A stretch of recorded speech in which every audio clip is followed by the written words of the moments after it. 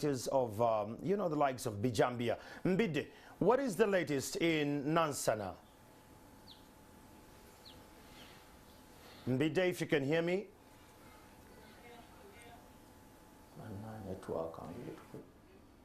Andrew Chamagero, this is Stephen Mbide, indeed, on Fefesuwe Chibuga. Now coming to you live from Nansana, and this is Nansana Municipality, and we are talking to Honorable Wakayima Musoke Nsereko. Is the area MP of Nansana Municipality, but we know that murders, machete-wielding men, are not only in Masaka, Kalungu, Komansimbi and Sembabule, but also in Nansana Municipality. We've seen them last week. Over the weekend, we saw a video that went viral of panga-wielding men invading the home in Chibwa, Nawel side. And this is part of Nansana Municipality. Honorable Nsereko here is also a member of the Internal and Defense Committee of Parliament. They were in Masaka on Monday and they came back yesterday. But the situation that you found in Masaka is almost the same that you found in Nansana Municipality, because in Uganda, in Nansana, Yesu Amala and Chibwa, people are living in fear. You are the area MP and you are part of the Defense and Internal Affairs Committee. How have you gotten here? Good morning, everyone.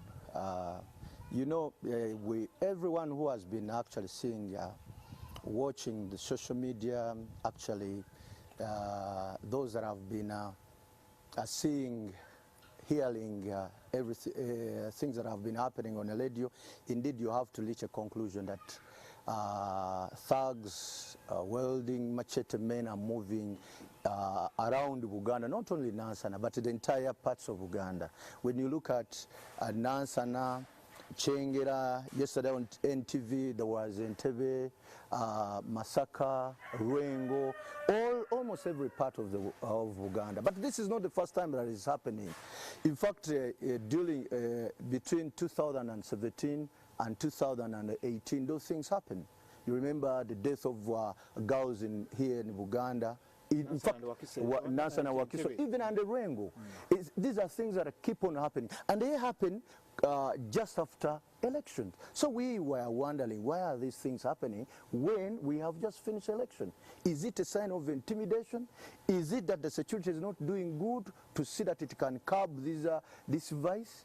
Is it that we people have not done enough to see that we work on the security? So there are questions that are coming out. But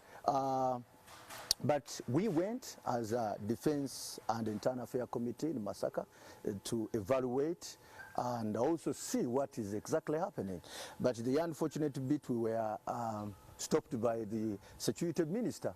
He blocked us on every part that we were going. The Major General Jim Wezi. So all our effort to see exactly what was happening and the actualities of these things, the fact-finding stuff, were blocked by the Security Minister. So there was one time he called the officers actually to come. So we did our work, the small part we did, and we had some evidence that, you know, there was one gentleman that was saying that, do you know what happened? During when these panga-wielding thugs came in Masaka, we made a committee actually to see that we fight the vice. And then what happened? They caught two individuals. The unfortunate bit, one died. But they are saying that the one that died was putting on similar uniform of the UPDF. So they are wondering. And these are the things that would help the security. But for the people of Wakiso, not only in Nansana Municipality, but in Entebbe Municipality, Wakiso area, and then Nansana, are living in fear. They've seen these letters, and of course they've already seen those people like in Chibwa who are attacked. You are the leaders. What would you want? Where's the problem? What would be done? And also you as a member of Parliament, what can you do on the floor of Parliament, but also to ensure that the people who are living in fear can comfortably settle in their homes for now, because for now they are in fear. So my role as a leader is to advise the LCs, the LC councils, actually to be invigorated, to have committees, the vigilante committees, like we had in the past. And those vigilante committees would move every night. But the unfortunate bit again, moving with the panga in the curfew time, it's also a disaster. It used to be called Mayumba Kumi. Right? Mayumba Kumi. Because what are you going to give these vigilantes? You are going to give them a load, a panga, to safeguard the community. However, you are also dealing with the panga officers.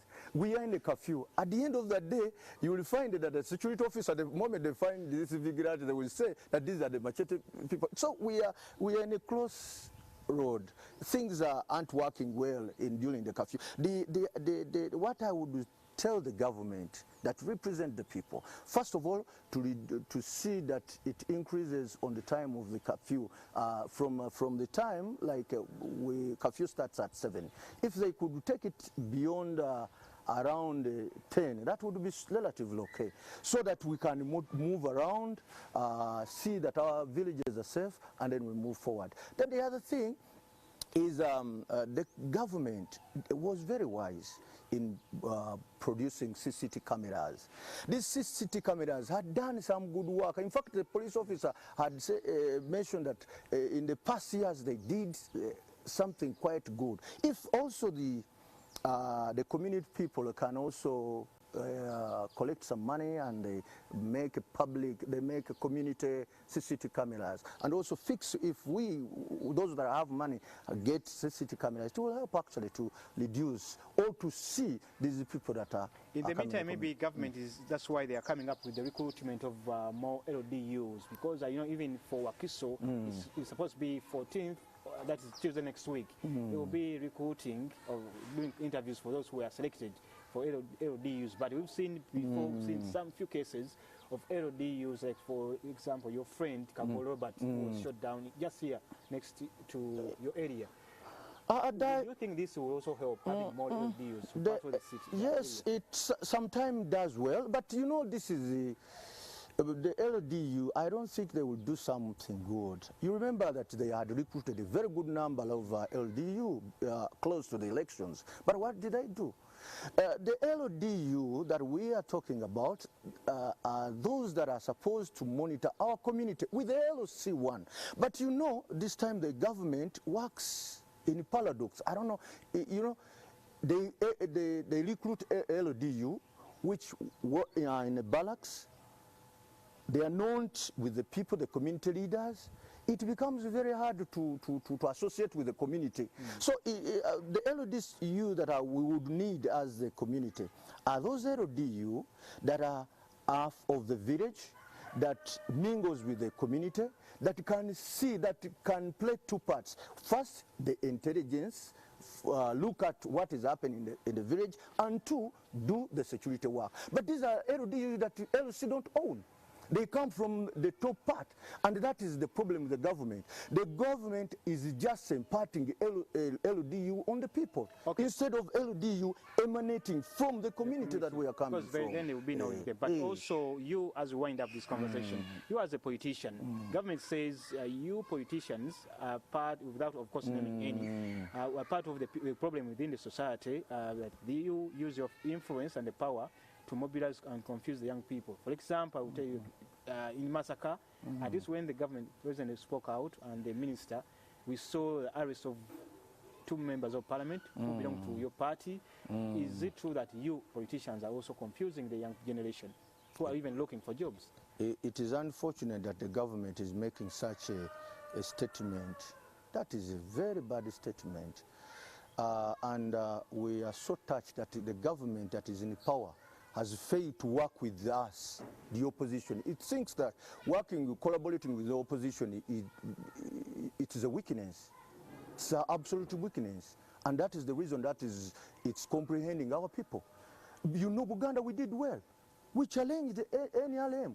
In any case, NRM, the government should give us extra support to see that we work with it. We have shown ourselves that our open hands, that we are willing to work with you. But the government is adamant. And because it thinks that it is unwilling to work with us, that's why it is telling us that you are working with the community, you are confusing the community, you are terrorizing our people, because you know the case of Segirinya, that it is murder. It is unfortunate, but what we can say, we are willing to work with the government. It should bring open hands like we have done to it. You're welcome. Thank you so much, Honorable Wakayima Musoke Nsereko. He is the Nansana Municipality MP, also a member of the Defense and Internal Affairs Committee of Parliament. Stephen Imbido on Fefeso Chibuga, I would like to say thank you so much for being a part of Morning at NTV. From 6:30, Andrew Chamagero was with you until the time you came to see you on set. But for now, wish you a lovely Thursday morning and have the rest, watch the rest of the programs here on NTV.